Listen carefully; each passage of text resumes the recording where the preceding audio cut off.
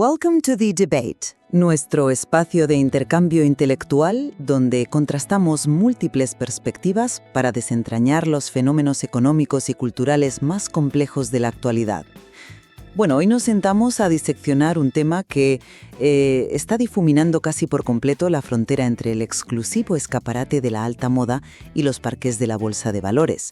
Hablamos del mercado global del lujo de segunda mano.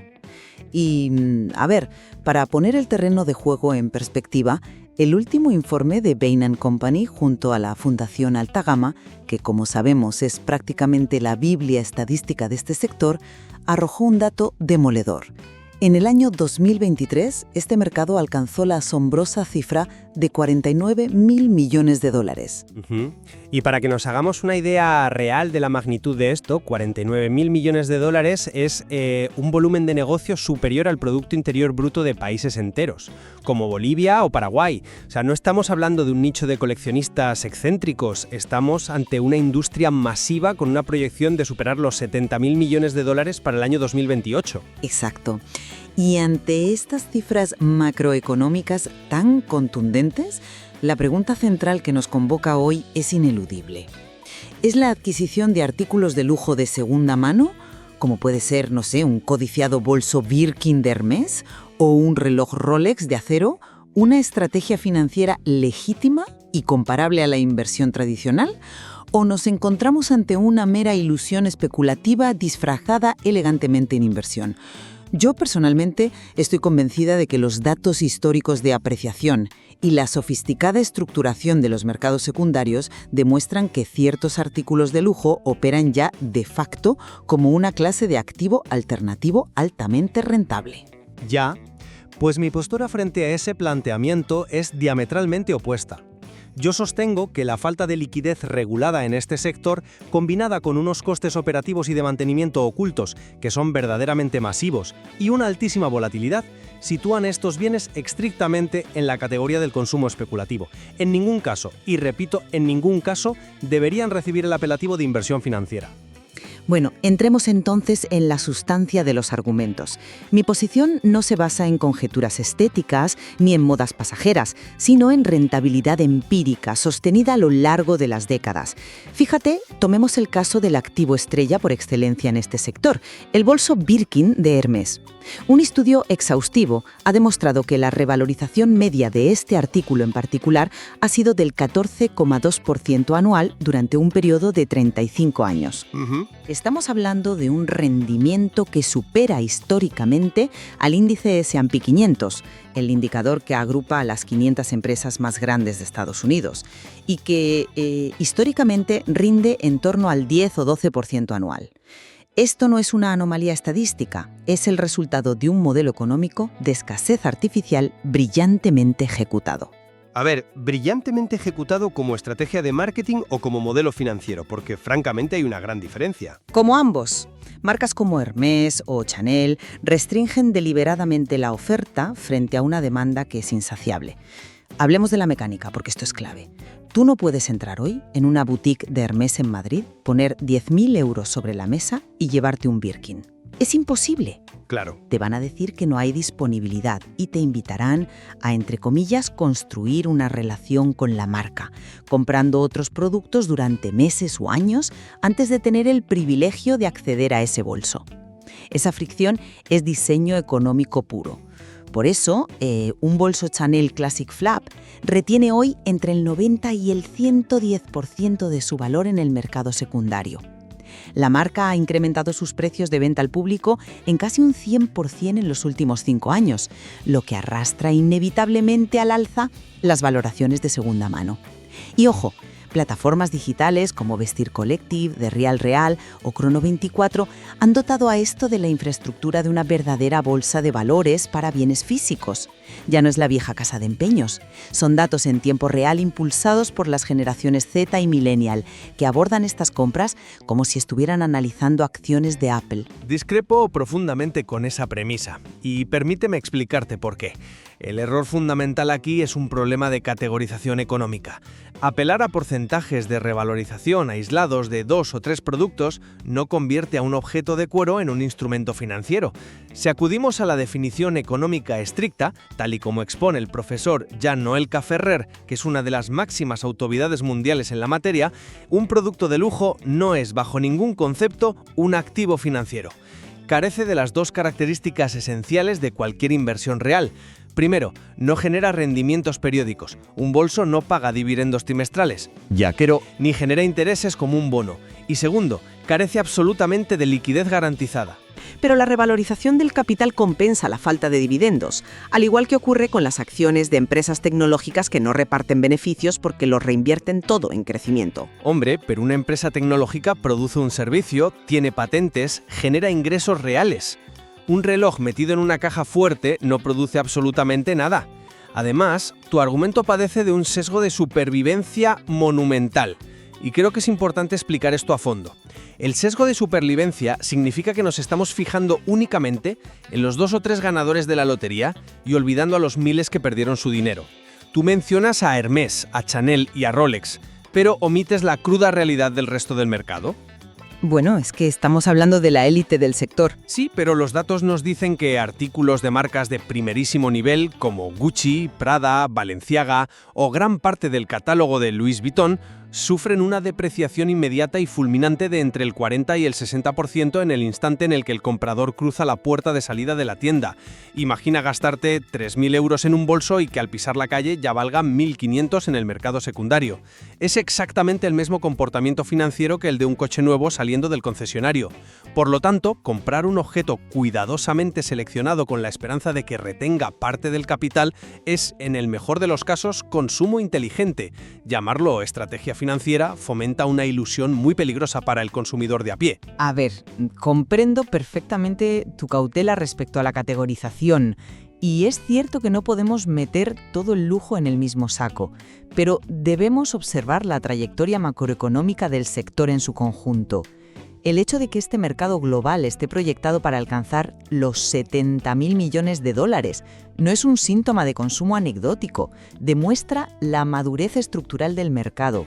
Lo que presenciamos, especialmente a partir del bienio 2020 y 2021, es una búsqueda legítima y masiva de activos alternativos. ¿Búsqueda legítima o simple fiebre del oro provocada por el encierro y el exceso de ahorro? Ambas cosas pueden ser ciertas inicialmente, pero la consolidación es lo que de verdad importa. En un entorno donde los inversores buscan diversificar su patrimonio más allá de la renta variable tradicional o del mercado inmobiliario, el lujo tangible ha ocupado un espacio completamente racional. El capital siempre fluye hacia donde hay retención de valor y escasez comprobada. Esa madurez tecnológica y de volumen de la que hablo es lo que estabiliza el mercado y le confiere características de inversión a largo plazo, demostrando que estamos muy lejos de presenciar una simple burbuja especulativa. A ver, hablar de madurez estructural e ignorar las burbujas especulativas recientes es omitir la historia económica más inmediata. Utilicemos los datos empíricos que tú misma defiendes. Observemos el mercado de la alta relojería.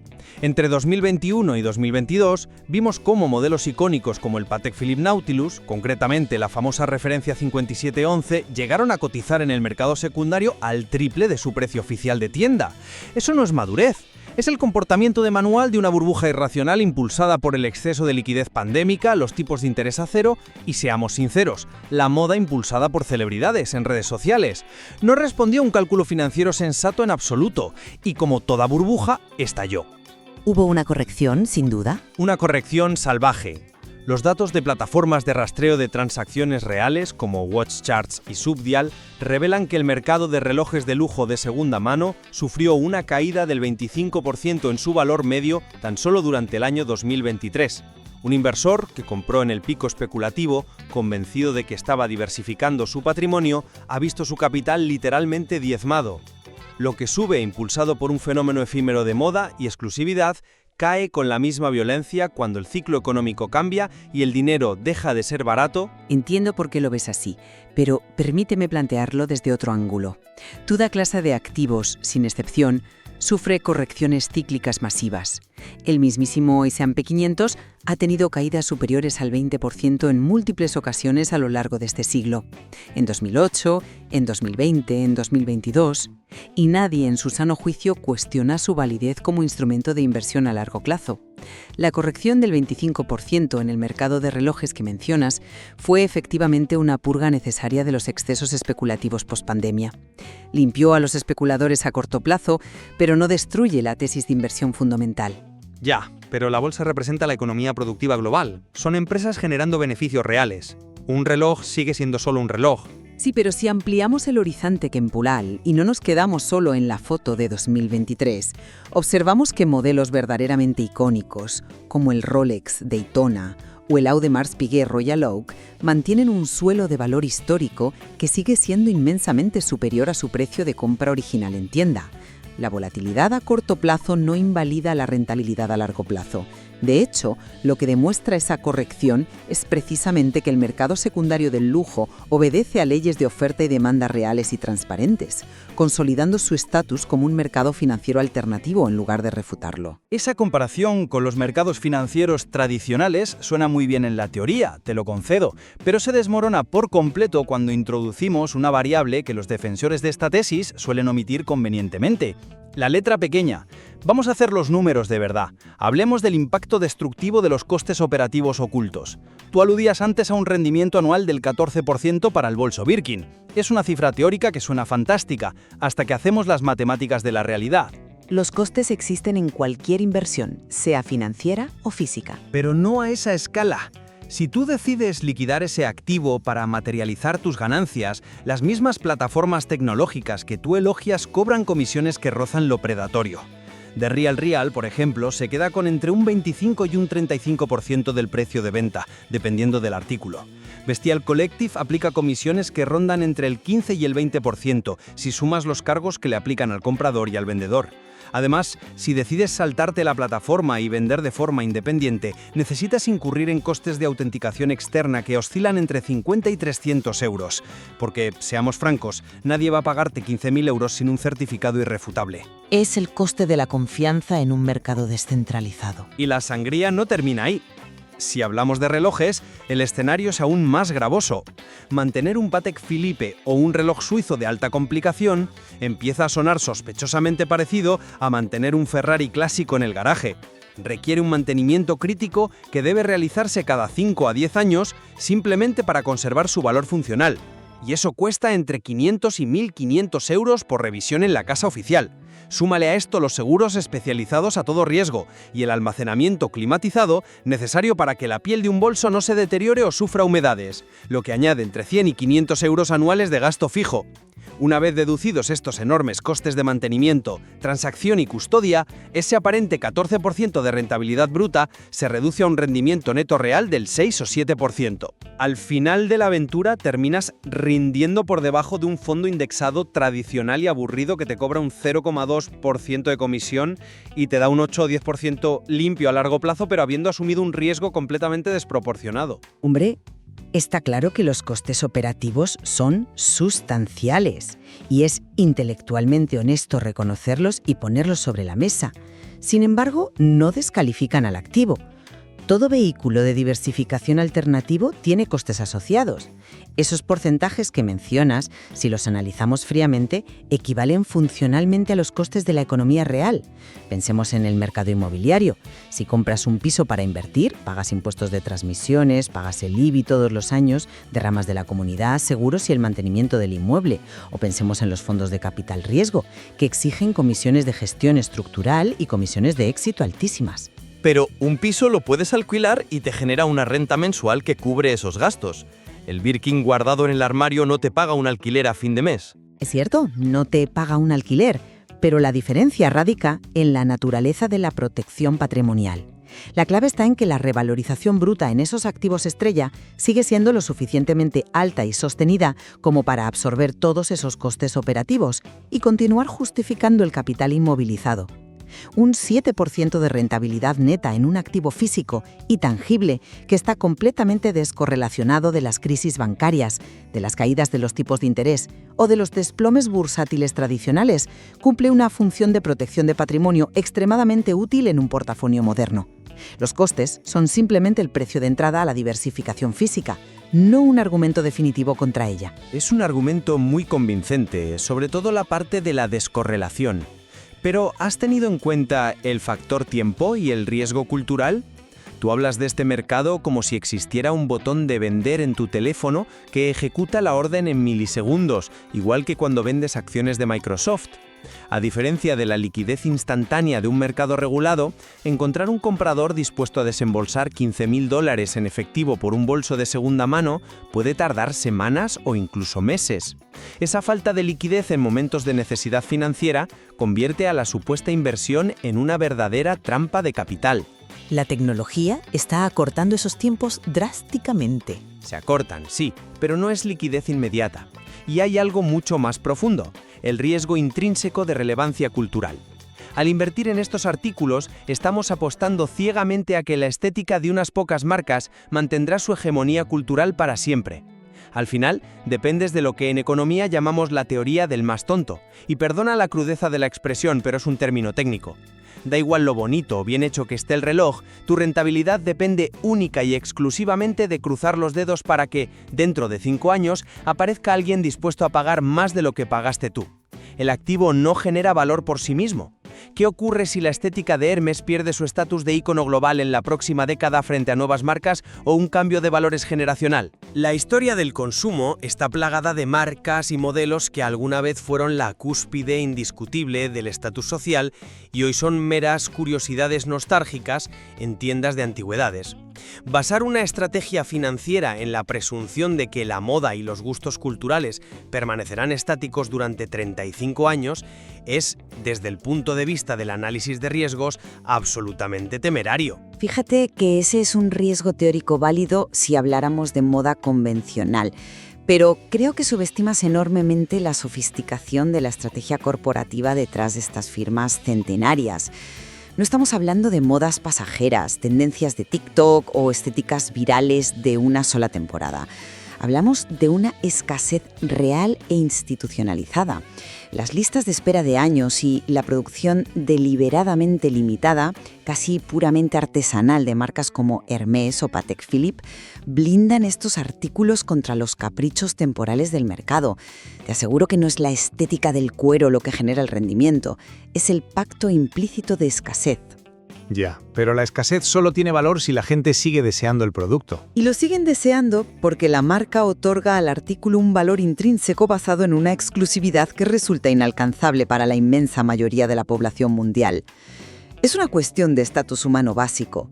Mientras haya una cantidad creciente de capital global persiguiendo un número estrictamente finito y férreamente controlado de bienes que otorgan el más alto nivel de estatus social, la demanda estructural continuará existiendo.